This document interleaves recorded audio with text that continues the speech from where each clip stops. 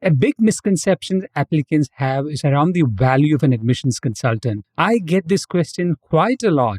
Are you an MBA? If you have analyzed the core curriculum or the electives in top MBA programs, you will notice that most of the learning is around finance, accounting, operations, or leadership.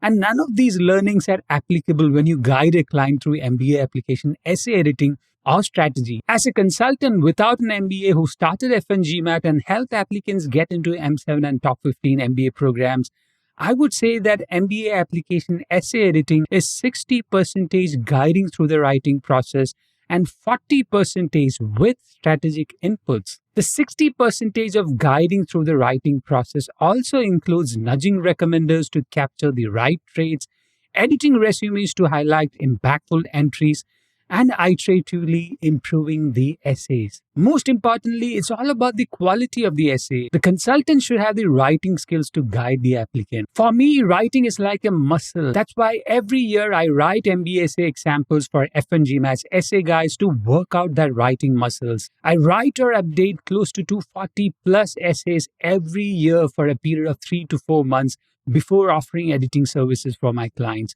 The purpose of going through this uncomfortable writing process every year is that I want to be aware of how to incorporate the latest trends and strategies that work for my clients in the recent months. I don't want to be a consultant who offers just edit comments with no skills in guiding applicants to write better essays. Any consultant can offer hundreds of comments on the same line and ask them questions, but if they're not writing essays, they can't help applicants write better essays. The comments on the essays will be comments on the third or second best version of what the applicant could write. But the reality is that for a consultant to start editing, it's always better that the applicants go through at least 5 to 7 iterations of the essay based on the input of a writer. That is where a writer consultant like me is different. If a client comes with the second or third draft, I can guide them and show what the essay is lacking through a writing process that helps them reach their best version. Once their best essay is handed over to a consultant like me, I can offer comments to improve the narrative. Coaching through the essay writing process is lacking in the current admissions essay editing market. That is where F1GMAT's essay editing is different. I go through close to 10 to 12 edits before finalizing an essay.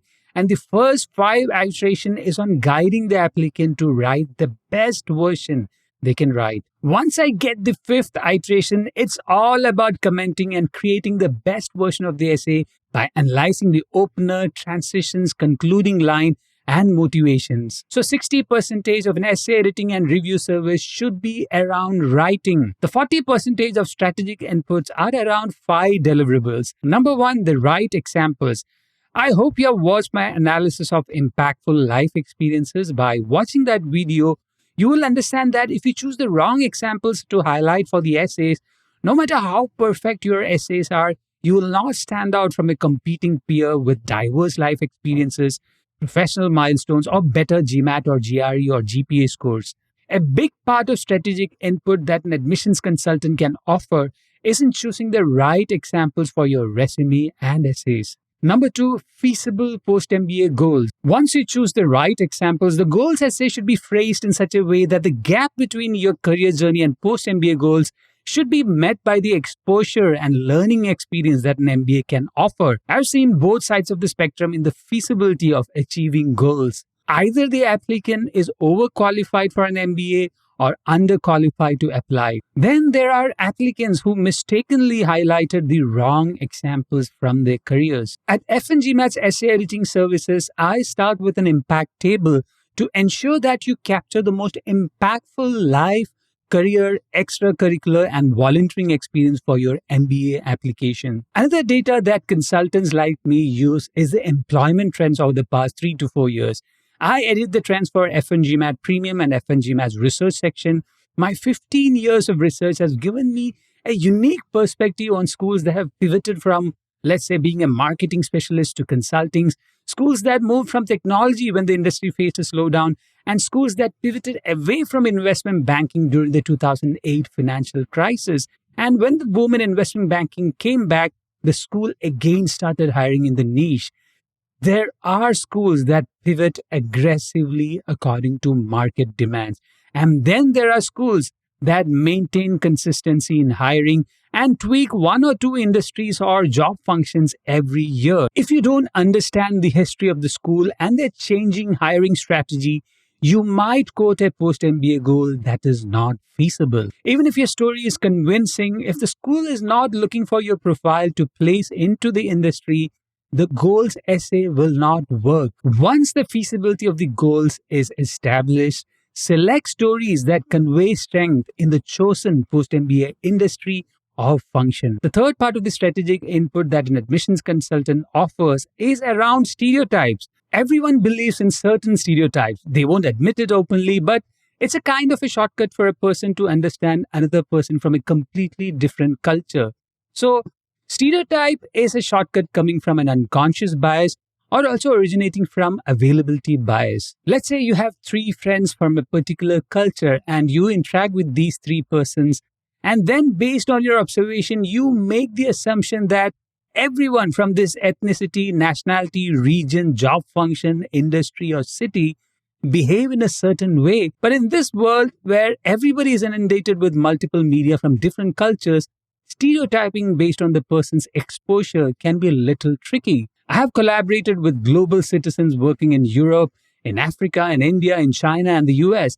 If the admissions team had evaluated the person based on their ethnicity, nationality, or even their city, they would have been so wrong. Another stereotype is based on your profession. Investment bankers, private equity analysts, consultants, and technologists all have certain assumed stereotypical traits and behaviors. It's your duty as an applicant to highlight what makes you different. Don't allow the admissions team to generalize your profile. Your values evolve with exposure. So accentuate stereotypes that schools prefer and eliminate stereotypes that can affect your admission chances. The fourth strategic input that a consultant like me offers is around the culture of the school. One essential strategic input that I offer is to share how the school's culture has evolved. There are very few libertarian US schools. Most US schools are left or left-leaning. I recently had an initial discussion with a potential client, and in the first 20 minutes of the discussion, he shared his frustration of the reservation system in India. He was a meritorious student applying to US universities. This person is truly not a match for US universities where DEI initiatives are ingrained into the culture. He could mask his frustration, but most schools have some essays on what you did to uplift the less fortunate citizens. If the person can't empathize with a historically marginalized population in one country, he's unlikely to empathize with another minority in a different country. These applicants are cultural misfits, and essays help schools to eliminate such applicants. So there are limitations even for consultants to build a convincing story if the applicant doesn't have values of equity and justice. The fifth strategic input that a consultant like me offers is on school initiatives. If you go through the latest 10 or 15 or 20 tweets from, let's say, Harvard, Stanford, Wharton, Kellogg, MIT, or Chicago Booth, you will see that each school is prioritizing certain industries or functions with news releases, research insights, and tone of the message. We can understand what the schools are prioritizing. Are they prioritizing climate change? Are they prioritizing AI? Are they prioritizing sustainability? Once you get a sense of the frequency with which they promote certain initiatives, you will understand that the school also wants candidates from certain industries and functions with goals that will help them achieve their goals. When you shortlist professional milestones, include some examples that are also aligned with the school's initiatives. I hope you understood how F1GMAT's essay editing is different. If you have any questions about the essay editing service, email me at editor@f1gmat.com. If you need help with personal branding, shortlisting the right examples for your essays, advice on creating narratives, and editing your application essays, subscribe to F1GMAT's essay editing service at store.f1gmat.com/essay-editing.